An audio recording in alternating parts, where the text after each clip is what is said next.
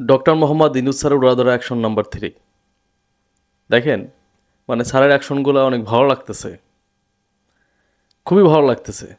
Sir অনেক দ্রুত কাজ শুরু করছে, কারণ স্যার জানে যে এই প্রবলেমগুলো আছে, এই প্রবলেমগুলো যত দ্রুত সলভ করে দেওয়া যাবে তত দ্রুত তার জন্য ভালো।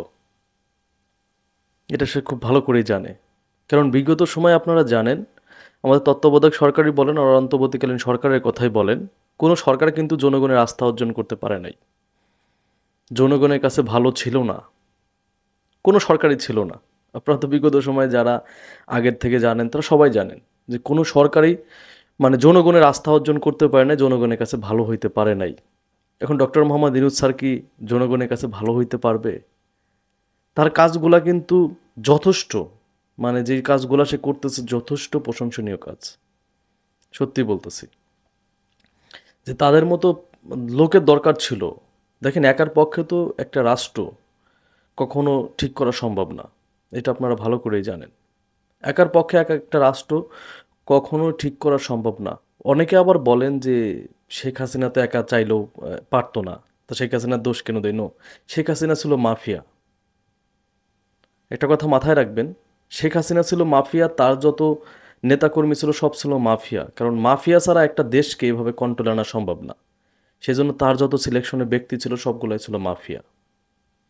আমি বলতে পারি বর্তমান যে মানে জিনিসগুলো আমরা সঠিক তথ্যগুলো জানতে পারতেছি, শাপলা চত্বরে হত্যাকাণ্ড, তারপরে হচ্ছে পিলখানার হত্যা, সব থেকে যে ভয়ঙ্কর হত্যাটা সেটা হচ্ছে একটা মেয়ে, নারী মানুষ, নারী কিভাবে এমন হইতে পারে,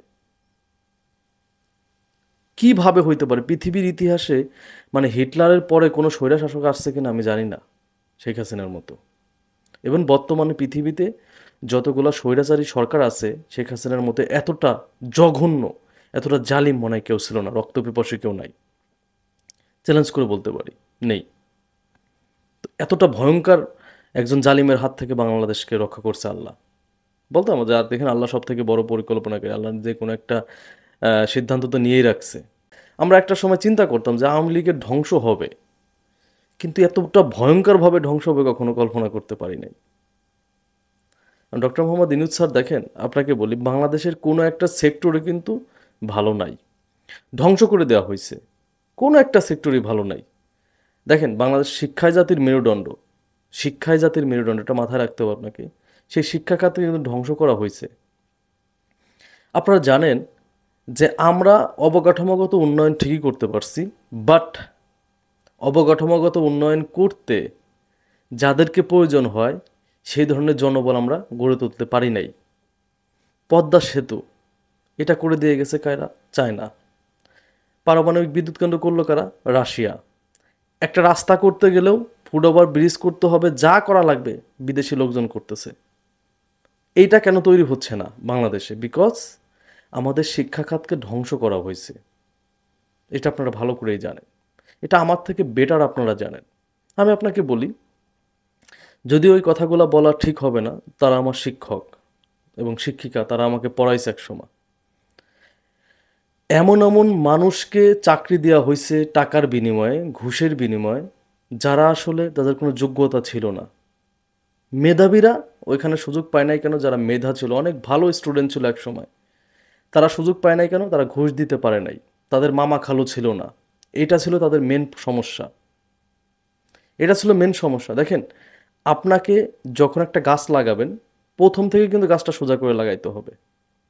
যদি আপনি প্রথমে সোজা না করতে পারেন গাছটা, পরবর্তীতে আপনি যতই ধাক্কাধাক্কি করেন না কেন, যতই লাঠি দিয়ে বেঁধে রাখেন কেন, সোজা কিন্তু হবে না।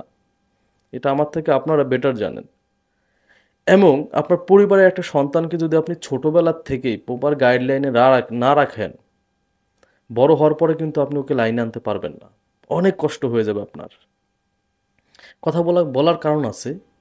দেখেন, একজন শিক্ষার্থী, তার কিন্তু প্রথম শেখার স্টেপ হচ্ছে কি? Primary school, high school. Primary school যখন পার হয়ে হাই স্কুলে যায়, ওইখানে যে শিক্ষকগুলো পায়, ও আমি মনে করি সবথেকে গুরুত্বপূর্ণ শিক্ষাটা ওই টাইমটাতে হয়, আমি মনে করি। মানে হাই স্কুল, মাধ্যমিক বিদ্যালয় যেটাকে বলে, এইখানে এই পড়াটা হচ্ছে আমার কাছে মনে হয় সবথেকে গুরুত্বপূর্ণ। এখন দেখেন, আমি আমার নিজের অভিজ্ঞতা থেকে একটা জিনিস শেয়ার করি। আমাকে যারা পড়াইছে, আমার স্কুলে যে সভাপতি ছিলেন, তার 2জন সন্তানকে চাকরি দিছে। আমি জানি না তাদের কী যোগ্যতা আছে। তাদের থেকে অনেক মেধাবী ছিল, তারা চান্স পায় নাই। তার সন্তান কেন চান্স পাইছিল? বিকজ অফ তার বাবা ছিল ওই স্কুলের সভাপতি। এবং আমার যে ধর্ম শিক্ষক ছিল, আমাকে ধর্ম পড়াইতেন আমাদের, ওনার নাকি সার্টিফিকেটই ছিল না, ভুয়া সার্টিফিকেট দিয়ে উনি চাকরি নিয়েছিলেন। কী জন্য? টাকা দিয়ে।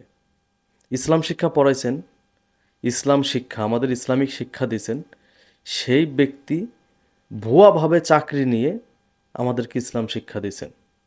দেখেন বাংলাদেশটা কোথায় চলে গিয়েছিল, কোথায় চলে গিয়েছিল বাংলাদেশটা, একবার চিন্তা করতে পারছেন? যে মানুষটা, মানে এটা কিন্তু মাধ্যমিক বিদ্যালয়ে জিনিসটা বেশি ঘটে, যে সভাপতি সুপারিশে চাকরি হয়, যে একজন চাকরি নিবে সেখানে সভাপতির অনেক ভূমিকা থাকে, এটা থাকে কিন্তু। তো এরকম সভাপতি ঘুষ বাণিজ্য করে অযোগ্যদের চাকরি দেয়। তো ওনার কাছ থেকে কি শিখবে শিক্ষার্থীরা, বলেন কি শিখবে? তো ডক্টর মোহাম্মদ ইউনূস স্যার যে সিদ্ধান্তটা এখন নিছে, আমার মনে হয় ফার্স্ট সিদ্ধান্ত হওয়া উচিত ছিল এইটা, যে শিক্ষা খাতকে ধ্বংস করা হয়েছে, এইটাকে উঠাইতে হবে। কারণ শিক্ষাই জাতির মেরুদণ্ড। দেখেন একজন উদ্যোক্তা হইতে গেলেও কিন্তু শিক্ষিত হইতে হবে। তো প্রপার শিক্ষাটা তো প্রয়োজন। এই জন্য গতকালকে দেখেন সিদ্ধান্ত নিয়েছে যে ম্যানেজিং কমিটির যত ম্যানেজিং কমিটির সভাপতি তাদেরকে অপসারণ করা হয়েছে।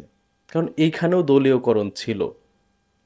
শুধু যে ম্যানেজিং কমিটি তা না, একটা মসজিদ কমিটিতেও আওয়ামী লীগের লোকজনের প্রভাব ছিল। যে 5 ওয়াক্ত নামাজ পড়তে হয় কীভাবে এটাও জানে না সে মসজিদ কমিটির সভাপতি। যে মানুষটা ক লেখলে কলম ভাঙে সেই লোকটা স্কুলের সভাপতি। কেন? কারণ তার এলাকার একটা প্রভাব আছে। এটাই চলছে বিগত সময়ে। তো এই জিনিসটা স্যালুট জানাই ডক্টর মোহাম্মদ ইউনূস স্যারকে। তিনি যত সভাপতি ছিলেন এদেরকে অপসারণ করছে। দ্যাটস গুড, ভালো সিদ্ধান্ত। এখানে এমন ব্যক্তিদের আসা উচিত যারা সব সময় ওই প্রতিষ্ঠানের ভালোটা চিন্তা করবে, প্রতিষ্ঠানকে ভোগের জন্য না।